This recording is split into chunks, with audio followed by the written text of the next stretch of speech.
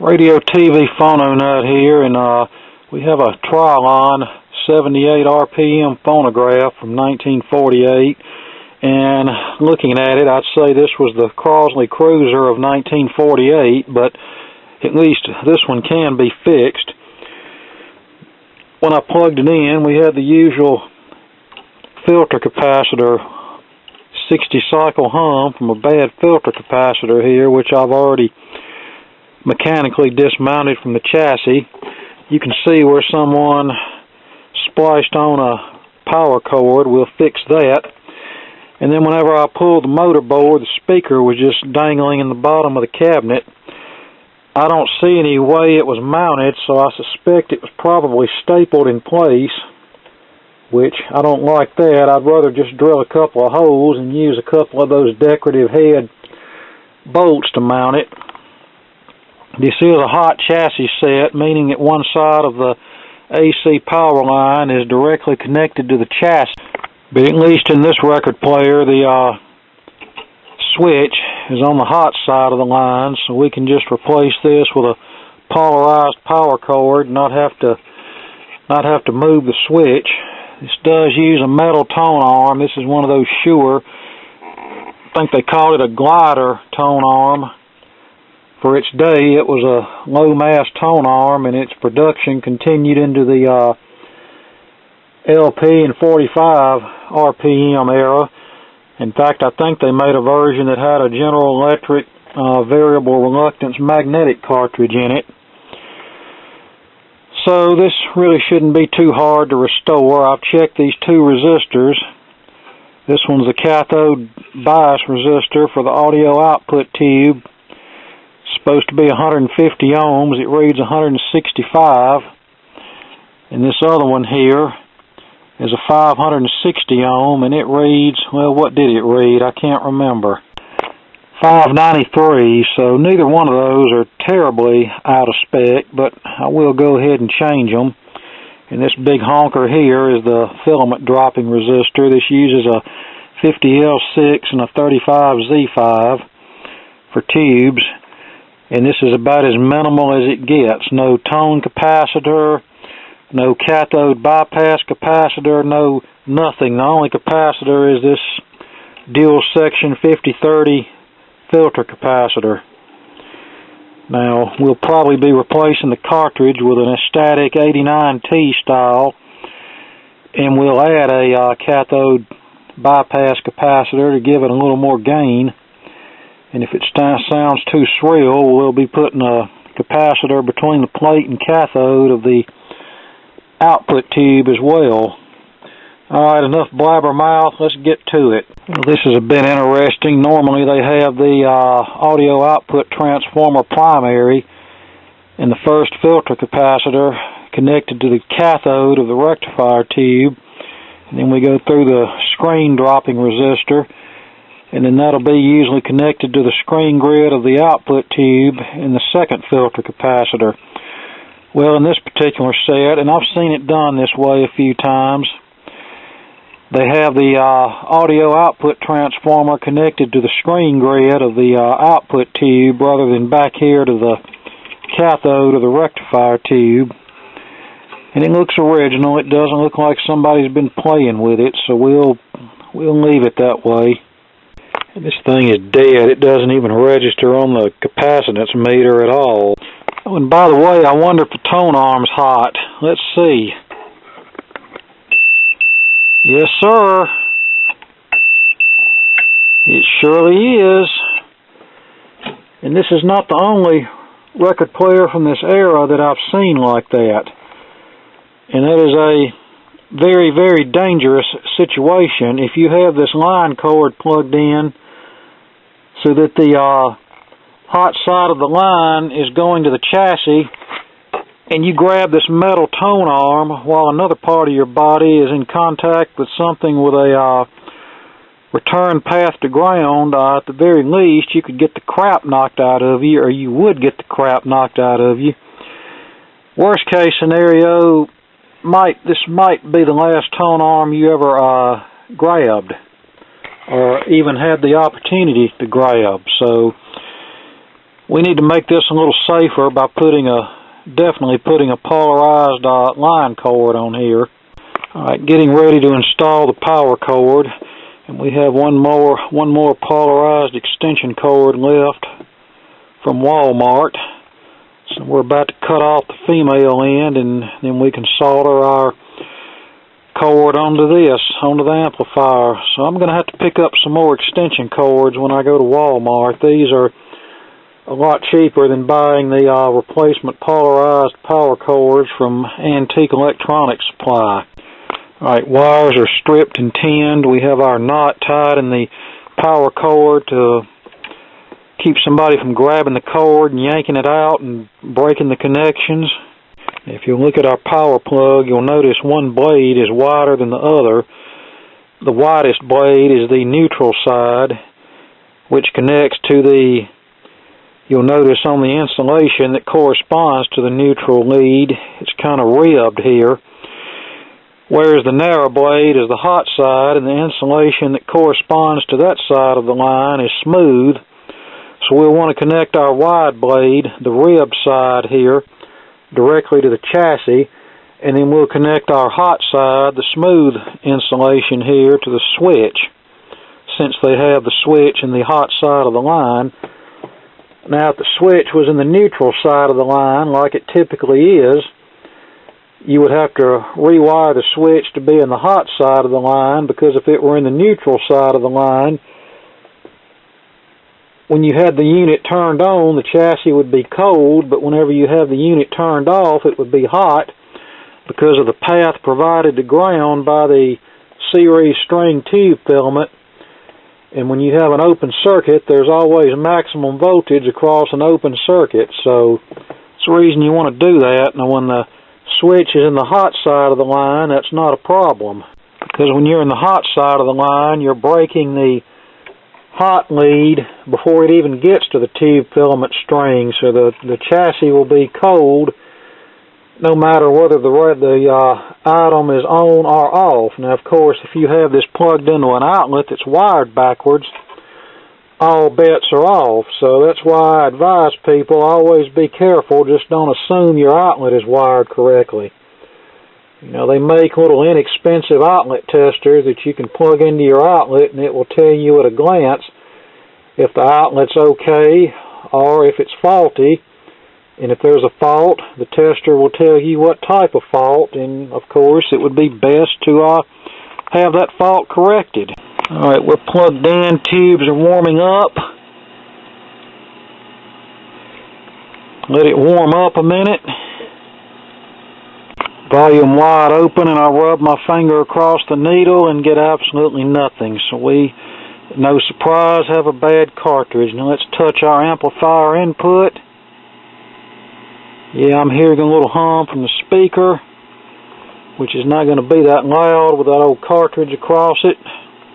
Oh, wonderful. This cartridge doesn't have a 1/2-inch screw mount unless the studs are under there, so that's going to make it a little bit more difficult to install a more modern pickup cartridge here. And you can see this arm has no counterbalance spring, but there is a place to add one, which is a good thing, because we'll need it with the new cartridge. Here's the original Shure cartridge, a P93, date stamped 11 of 1948, so this is probably the original cartridge. Yeah, that's a nice hum there, so the amp is working. Okay, this is a 89T cartridge holder out of a junk school record player, and as you know, this is the type that has the flip needle. You flip the lever to one side for a 1mm needle for 33 and 45 RPM records, and flip it over to the other side for a 3mm needle for 78 RPM records. You see the lever is labeled LP on that side and 78 on that side. But since this is a 78 only record player, all we'll need is a 78 needle, and when we're done, I'll probably order one of the green fan steel 911-S3, which is sapphire 3mm tip for 78 RPM only, and just use that. Now, comes the issue of mounting this. Since there's no screw holes here, only a couple of studs, we're going to have a little issue here. And there you go, going out of focus again. Still not going to cooperate. Oh, screw it. Alright, that's better. Okay, what I'm probably going to do is mix up some JB Weld and mount this to the tone arm using JB Weld. Now, I really don't like doing that, because if it ever comes necessary to remove this, it's probably going to be somewhat difficult. However, on that note, what we're JB welding to the tone arm is just the cartridge mounting bracket, and there's really no way it should ever fail unless somebody does something stupid and abuses it. I mean, let's face it, in this instance, you won't even have to flip the lever from LP to 78. It'll just stay in one position all the time, so as long as you just use the record player in a normal fashion and correctly unplug and reinstall the cartridge when the time comes, then there shouldn't be no need in anything ever happening to this cartridge mounting bracket. Thus, no need to remove it from the tone arm. Or, just use the original cartridge mounting bracket to hold it in place, and I might put a dab of JB Weld on the ends of that bracket to make sure it stays affixed to the tone arm. And then that will hold the cartridge holder in place, and then if it ever has to be removed, then it'll be a lot easier to get out of there. We can just break the bracket loose and pull the cartridge holder out.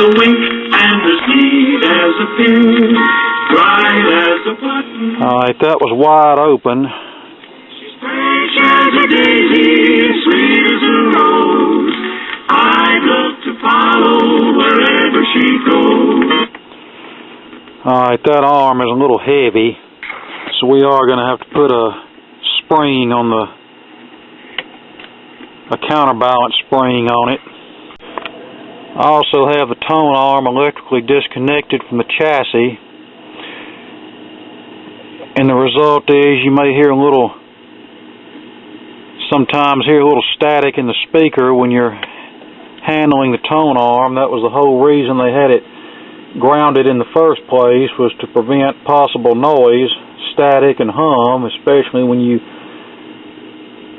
touch the tone arm or move the tone arm. But I'd prefer having a little static or noise over possibly getting the crap knocked out of you, so we're just going to leave it like it is.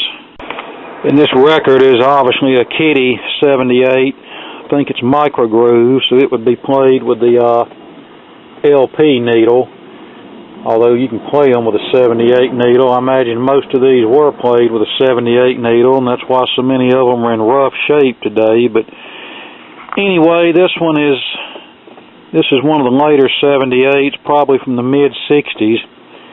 As far as regular 78 RPM quote-unquote adult records, and I don't mean X-rated by that, I mean records with adult-themed music. Most of the major labels discontinued those in 1958. A few of the smaller labels, especially the R&B and soul labels, kept them in production through about 1960 or 61, but pretty much by 58, 78s were done, except for the few little straggler labels and these little Kitty labels that continued to press Kitty 78s up through the mid to late 60s.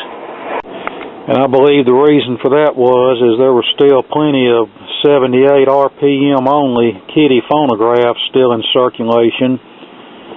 In fact, I believe you could buy those acoustically amplified 78 RPM Kitty phonographs up through at least the mid-60s, and then they started making them with 3 and 4 speeds on them, and those were available through the mid to late 70s, believe it or not.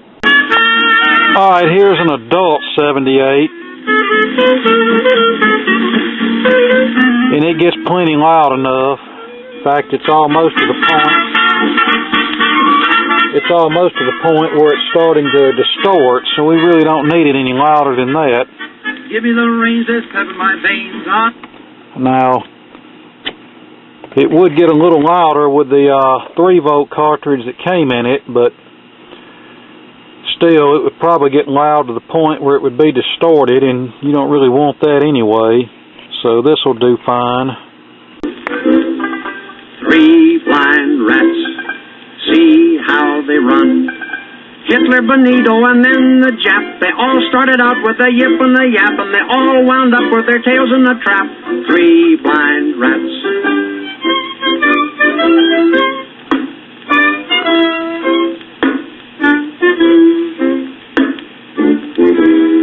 From Newfoundland to Guadalcanal, the Yankees chased the Axis.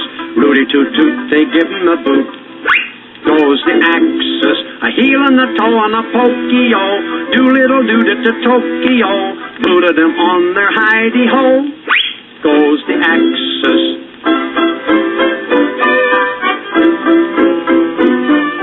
Mother Goose is busy, keeping up with the times.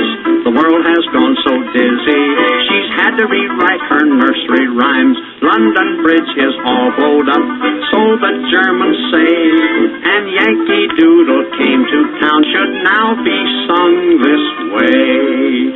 Oh, Adolf Hitler came to town, riding on a cannon. Yankee Doodle turned him round and gave his pants a fannin'. They chased him here, they chased him there, and got him in position. Stuck a pitchfork where they should and hurt his intuition.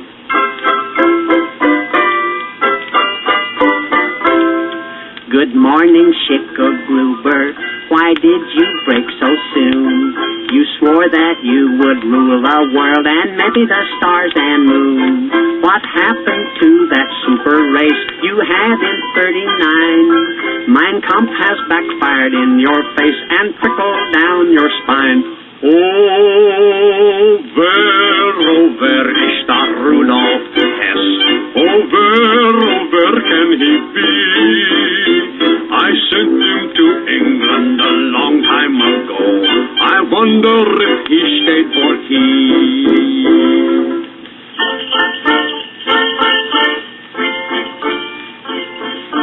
Jingle bells, jingle all the way.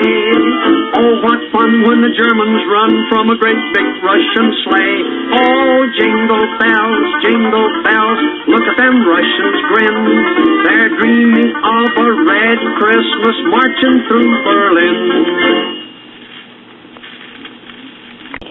And that was 1945 Mother Goose Rhymes by Carson Robinson.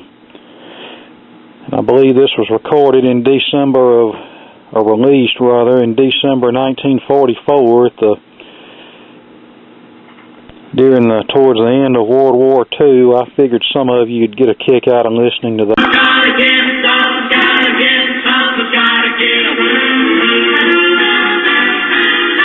when an irresistible force touches you. And that's a later 78 from the mid-50s, and by that time 78s were usually cut pretty hot. In fact, a clean mid-50s 78 will usually sound better than the 45 RPM version. Okay, here's the platter removed, and even though this drive mechanism seems to run pretty good, we know it probably hasn't been cleaned and lubricated since it was brand new, and that goes back over 70 years. So we're going to take all this apart and clean it and give it some fresh lubricant, and it ought to be good to go for another 70 years. The thing about these little 78 players, it came out during the late 40s, right about the time when 33s and 45s were introduced. These often weren't used a whole lot, maybe used on and off for a few years, but they were basically obsolete from the time they came out, which means they got put into storage early on, and in other words, they weren't used heavily for 30 or 40 years or whatever, so they're usually in pretty good shape mechanically and not worn out. Alright, currently we're tracking at 25.4 grams, which is way too much for this cartridge. The specifications for this cartridge say 6 to 8 grams with 78s. However, I could probably get by with, if I could get it down to 10 to 12 grams without, there wouldn't be any problems, but 25 is too much for this cartridge, and it will wear the stylus tip out faster, as well as cause more wear to the records. I just set the original cartridge on top of the tone arm to give us an idea what it originally tracked at with the old cartridge. We're measuring about 37 grams. To take off a few grams for that 89T cartridge, and this thing probably tracked at around 32, 33 grams, something like that, whenever it was new. So we're definitely going to have to install a counterbalance spring in the rear of the tone. Okay, I found a couple of decorative head bolts in my stash, so we have the speaker mounted securely where it won't fall out. I honestly didn't even see any staple holes where it would have been stapled in place, so I don't know how this was originally mounted, but it's mounted securely now, and with the turntable platter in place, the only one you'll see is this one.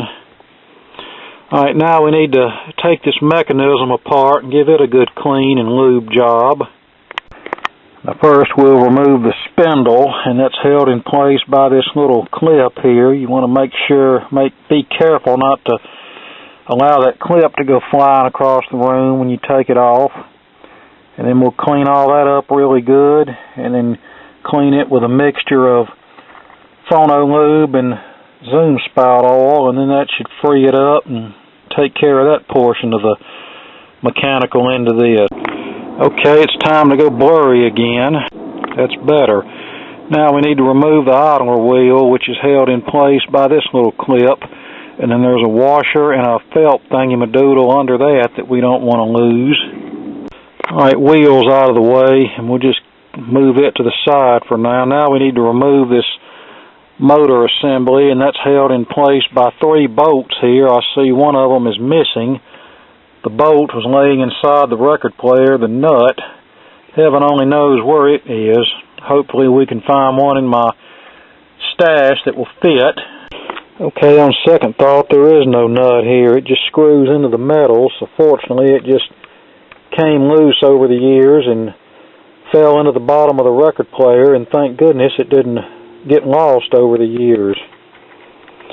Alright, now we need to get the motor out, which is held in place by 3 bolts, and there's some spacers there that you don't want to lose as well.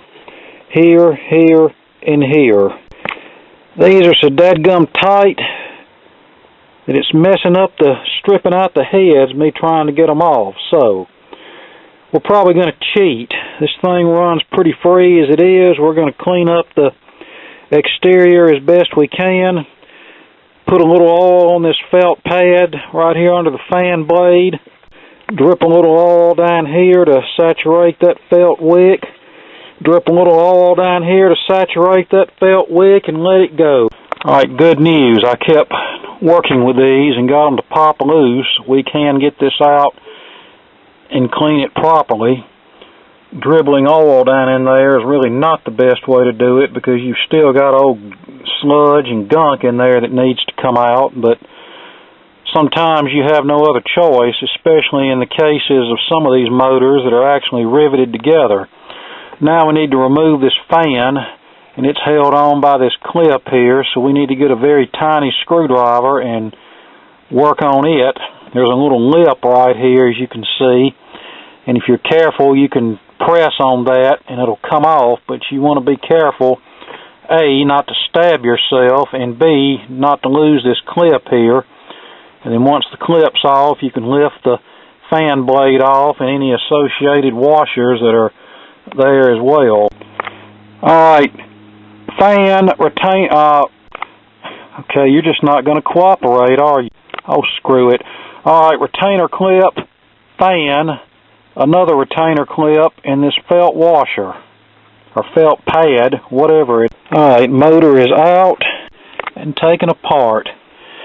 Now we'll clean the bottom bushing with a Q-tip and some alcohol. We'll clean this shaft with a paper towel and some alcohol, 90% rubbing alcohol. Can't really get this top bushing off because of this keeper here, so we'll just have to clean it the best we can with Q-tips and paper towels and alcohol or contact cleaner, since we're running low on alcohol, but we need to try to get as much of this old sludge out as we can. Alright, I cleaned the top end as best I could and oiled it, and you see I have it positioned in a spool of solder just to let the oil work its way down into the wick. And I've cleaned the bottom portion of the motor shaft here. Now we're going to clean this bottom bushing out and then saturate this wick with oil. We've pretty much done that as it is, but we're going to do it again.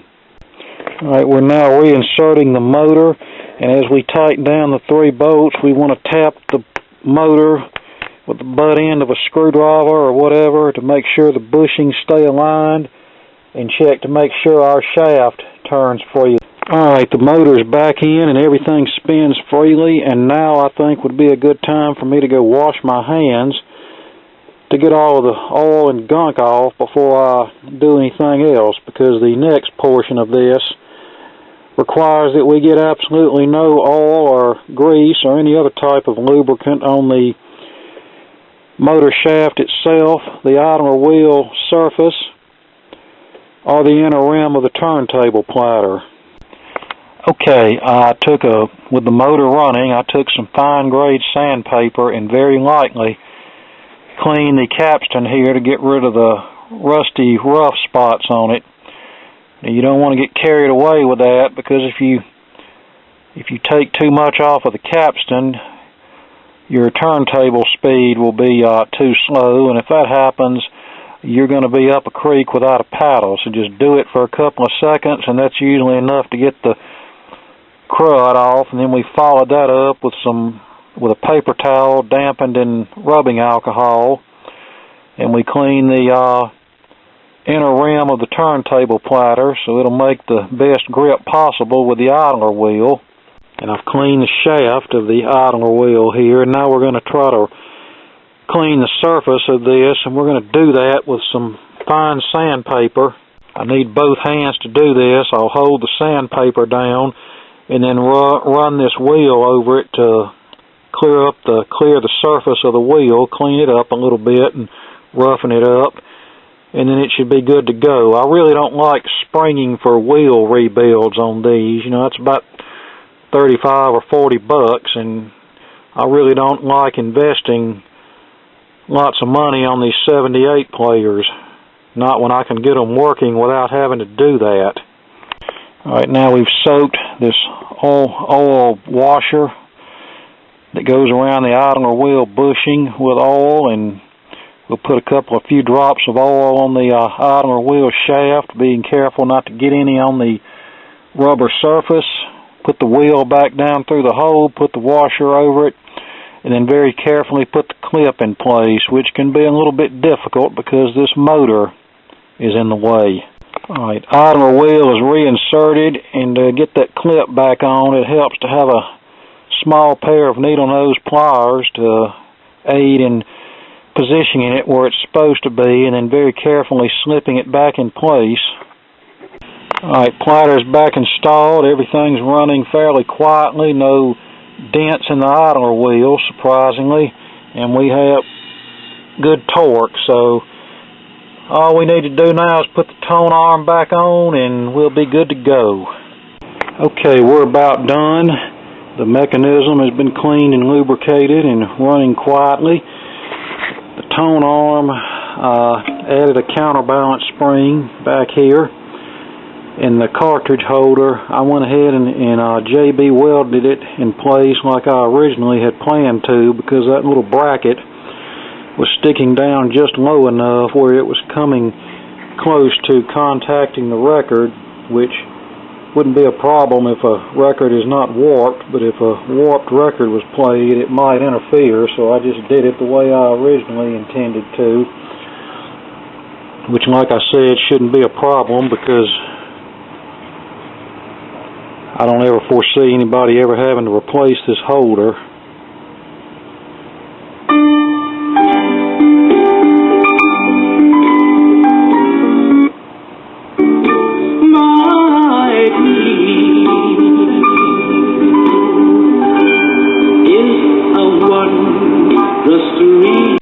And I was able to get the tracking pressure down to about 11 grams, which is not too terribly bad for 78s. And the tone arm is no longer electrically connected to anything, so no dangers of getting shocked there.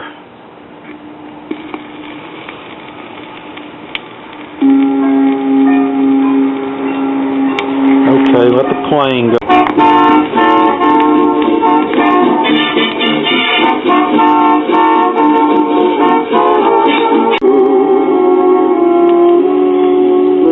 There must be a star in the sky that isn't reflecting your eyes. There must be.